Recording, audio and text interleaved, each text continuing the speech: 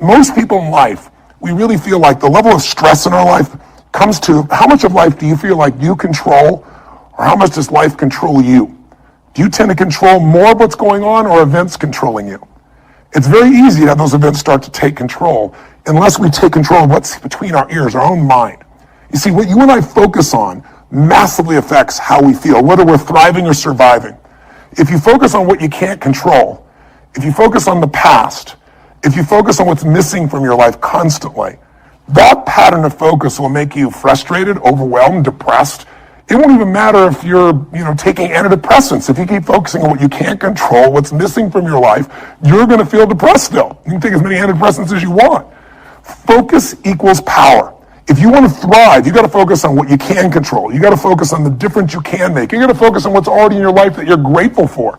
And I have a little process here at the end that's my gift to you, which is just a simple ritual that can bring you back to this place. So one thing that leaders do is they focus on the things they want. They focus on what they can control. They focus on what they have. They have a combination of gratitude, strength, and commitment. They really unleash the second element. They have a vision. They have something that they're after, something they want to create, something they want to contribute, something they want to give, something they want to make happen. And that's when you become a creator again instead of a manager of life. And it's easy to lose that sense of vision in your life through disappointments. Hey, we've all had them. You get all excited about something and then, life seems to crush it. Somebody betrays you. You betray yourself. You don't follow through, and then you don't trust yourself at the same level. What makes somebody a leader is they build this certainty, and not only with focus, not only do they get a vision for what they want, but they bring that certainty in their body. Listen, if you've ever been to one of my live events, you know that one of the greatest things about, let's say, Unleash the Power Within is you go through a weekend where you literally train your nervous system to have certainty. I mean, how the heck do we get people to storm through fire? It's not about fire walking. It's about getting yourself to be able to take action in the areas of your life that normally you would more than hold back, where your brain would take over and say, I can't do this. Are you crazy? Somebody else did it, but not me. What we do is get people in a state where you're going to follow through, where you're going to face your fear and do it anyway.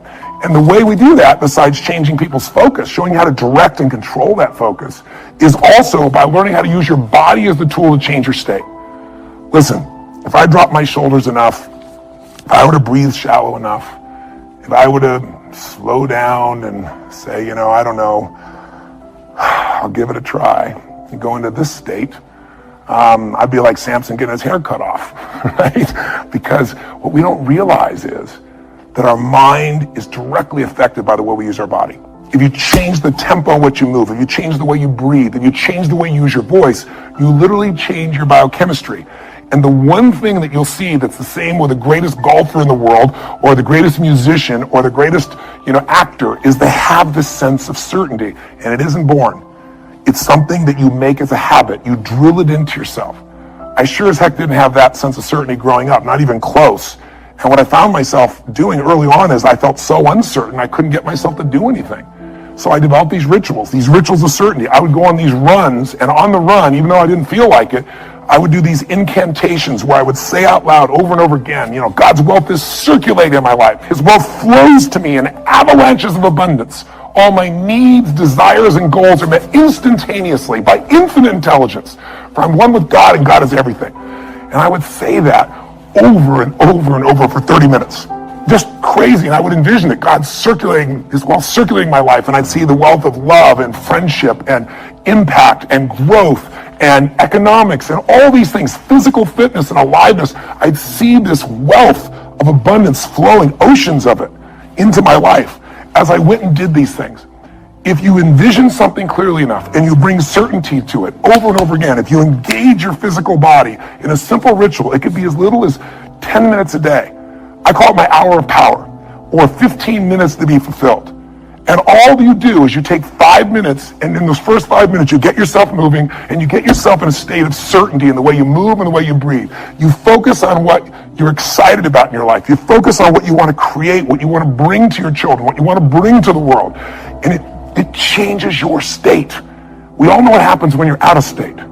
When you're burnt out, when you're frustrated, when you're overwhelmed. You snap at people sometimes, feel bad about it. You didn't mean to. It's just the state you're in. So to thrive this year, take uncertainty and bring certainty to it.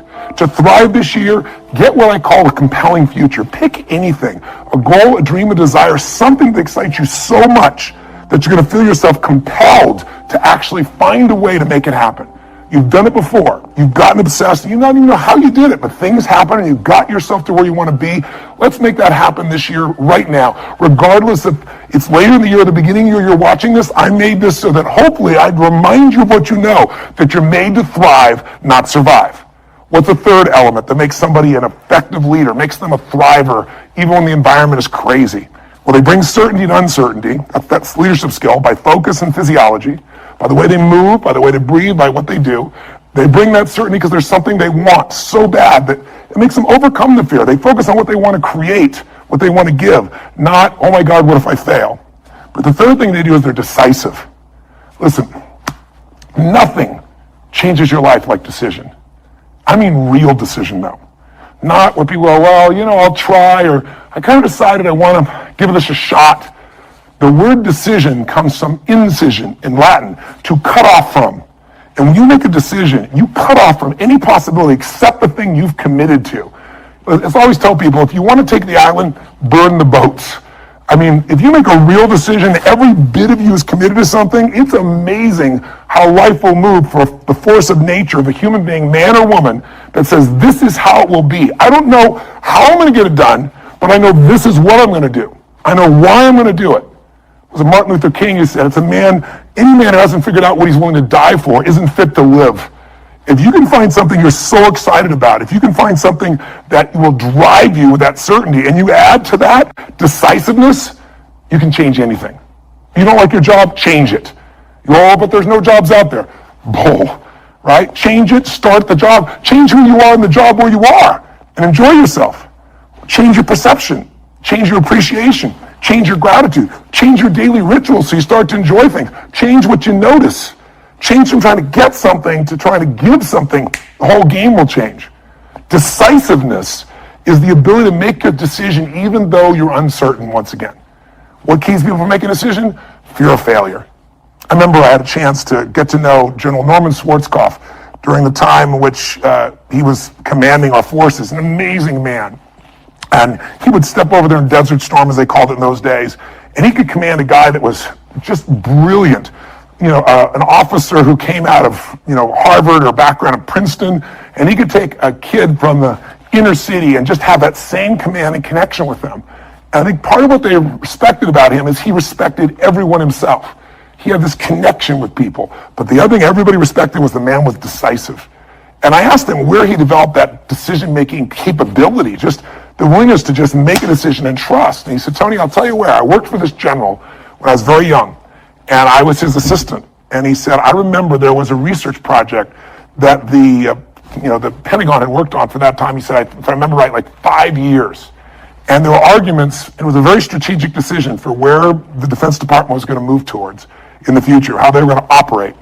And he said there were arguments for both sides. And for 5 years, they'd gone back and forth and nothing was resolved. And they came to the general that he was serving at that time as the assistant. And they had a meeting, and the meeting lasted 1 hour, and at the end of the hour, the general stood up and said, do that. And he picked one of the two, and he did it with absolute certainty. And in the military, you salute, and you take your orders, and you go.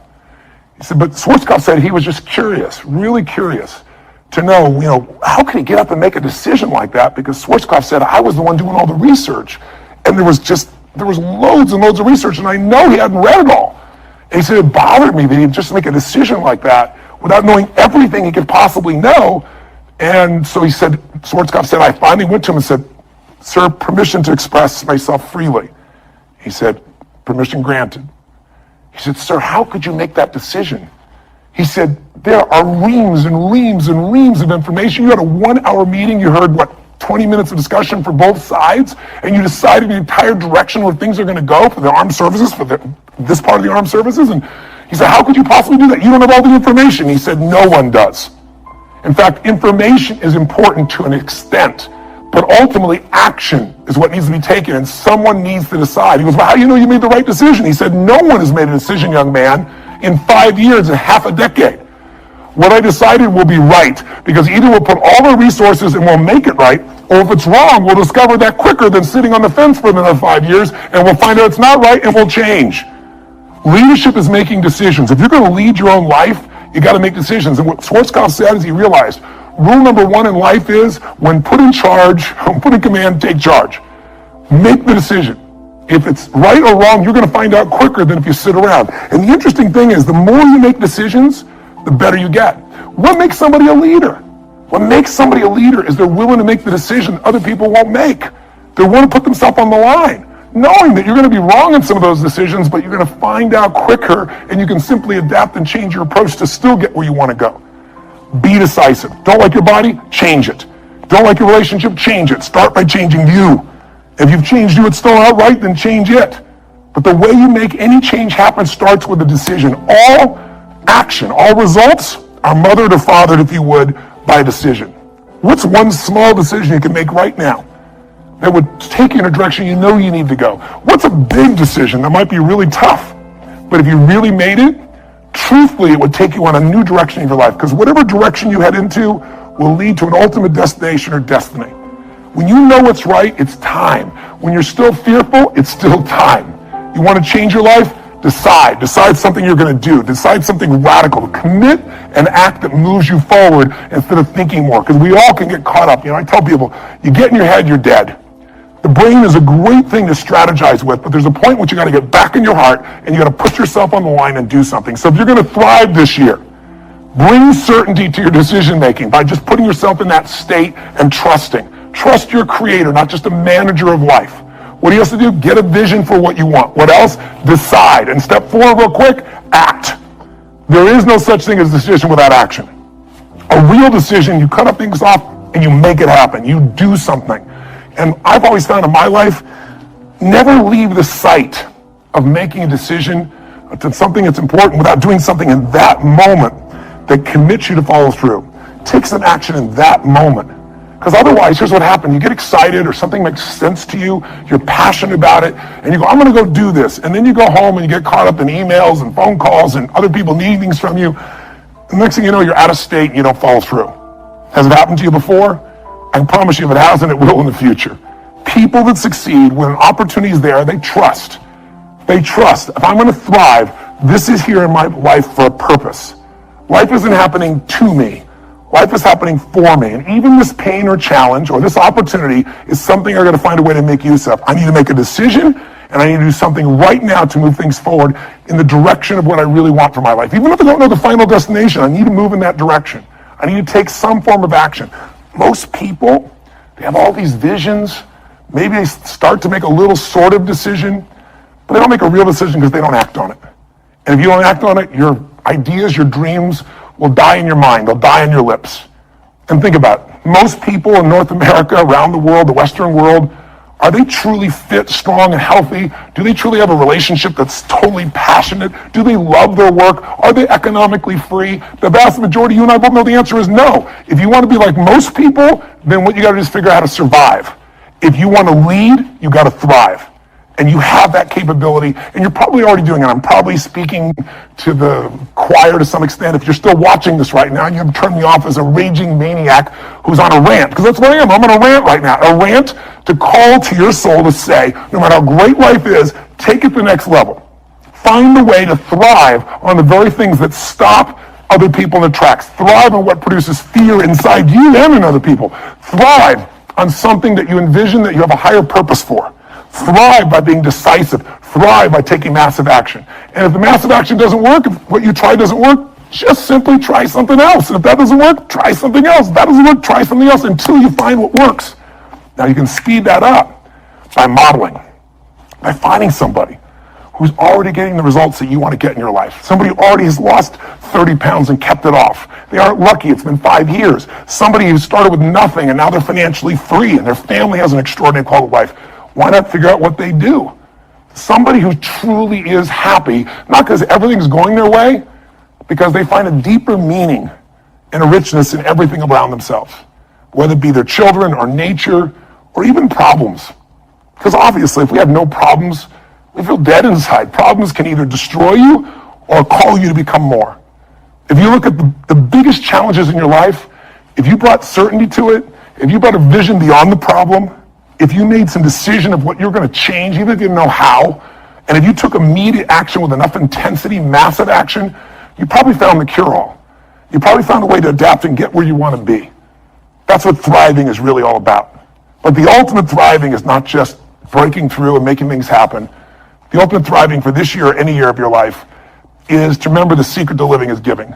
It's to, as corny as that sounds, it's to connect to something bigger than yourself. And it can be done so easily. It can be done right there at home. Instead of running past your kids, looking at your phone, it's stopping, connecting. It's kissing your spouse in a way where those sparks happen, like when you first met, instead of how you doing and moving on. Most of us are moving so fast, trying to manage our lives, that we're not thriving. Thriving comes with depth. You're not going to find thriving in a friendship that happens in milliseconds online. Nothing wrong with it. It's great connection. But a depth of a real friendship is not your Facebook friend. It's not the same as being with somebody and actually having your full attention, not while you're monitoring what's going on your cell phone. Just the experience of being with somebody. But contributing your caring, contributing your interest, contributing in a simple way, finding some way to give love, attention, care, joy, or happiness to any human being. It doesn't have to be working in a soup kitchen, but that can be pretty wonderful too. Volunteering an hour in a month, an hour in a week can change a person's life. But it can be outside world. It can also be really on the inside world. If you want to thrive, then you got to remember life's not about me, it's about we. You already know it. It's in your soul. It doesn't matter what words I say. If I'm saying something that's BS, you can feel it. If I'm saying something's true, you can feel it in your heart and soul. And the thing that's true is, we're here for more than just ourselves. And we feel most alive when we're doing something that's beyond ourselves, when there's something where we think that, God, by this interaction, someone's going to feel more loved. Somebody's going to feel more lifted. Someone who is down is going to get up. Someone's going to know that they're cared for. Or I'm going to help somebody physically. Food, skills, ability, talent, whatever. Helping a stranger or helping someone you love, help comes from a place where you're abundant, you're not scarce. So the most important time to help is when you think you need it. So next time you're really feeling down and out, maybe find somebody else who's much worse off, because there's always somebody there if you look around, and see what you can do to help them. And watch what that does to change your entire spirit, psychology, and state. You'll find yourself thriving when you step into a life of meaning beyond you. And ironically, life's about you too. And when you're in that thriving state of growing and giving, in that state of certainty, in that state of a vision of what you want with a sense of purpose, in that state of decisiveness, in that state of action, in that state of giving, God, all hell can be breaking loose and you're still going to thrive. All hell can be breaking loose and you're having a great time. So next time you're feeling uncertain, remind yourself you're a creator of life, not a manager of circumstances. And I hope this little trigger will remind you that also what'll help you have this is not just this video that you watched here, which maybe watching it again will be helpful, maybe not, it's up to you. But if you get the heart of what I'm really sharing, it leads to the end to understanding that our lives are a reflection of our rituals. If somebody tells me this is their dream, this is their goal, I say, that's wonderful. Tell me your plan, but more importantly, let me see your rituals. And we all have rituals, whether you know it or not. Rituals equal results. If you're overweight, it's because your rituals. Just find out what they are and change them. If your rituals are to get up every morning and go to Starbucks and have a mocha, smoke, whatever the hell it is you have, and a bunch of carbs and whoever really knows what, it's not hard to figure out your blood sugar is going to be dropping and you're going to be looking for another coffee a few hours later. That doesn't create a life of energy that's on fire. That creates a place where you're riding the roller coaster of how much energy you have for now. There's an unlimited level of energy with a different ritual. When you start out your day doing what I call really my hour power or my 15 minutes to be fulfilled. So at 3 or 4 days a week, 5 days a week, it took 5 or 10 or 15 minutes. One every now and then, you'll get so much momentum. You'll give yourself an hour for yourself, an hour to connect to what matters most, an hour to be grateful, an hour to get strong, working out, at least 15 minutes. I'm going to tell you, it'll frame your life in a different level, and you'll find yourself thriving. So take a look at what rituals you have that don't work. What might be some new rituals? Like, instead of focusing on what you don't have, being truly grateful for what you do have. Instead of focusing on what you can't control, think what you can do right now to participate in your own rescue, not waiting for someone else to do it. Rituals define us. And so my hope is maybe these 5 things to thrive can trigger you to get in a state where you create some new rituals, and they will create the habits and the experiences of the life that you desire and that you deserve. So that's my rant. I hope it touched you. If it didn't, I apologize because my intent is pure. Blessings to you, and I hope I have a chance to serve and see you soon, maybe at an event or somewhere else in the world. And live strong and live with passion.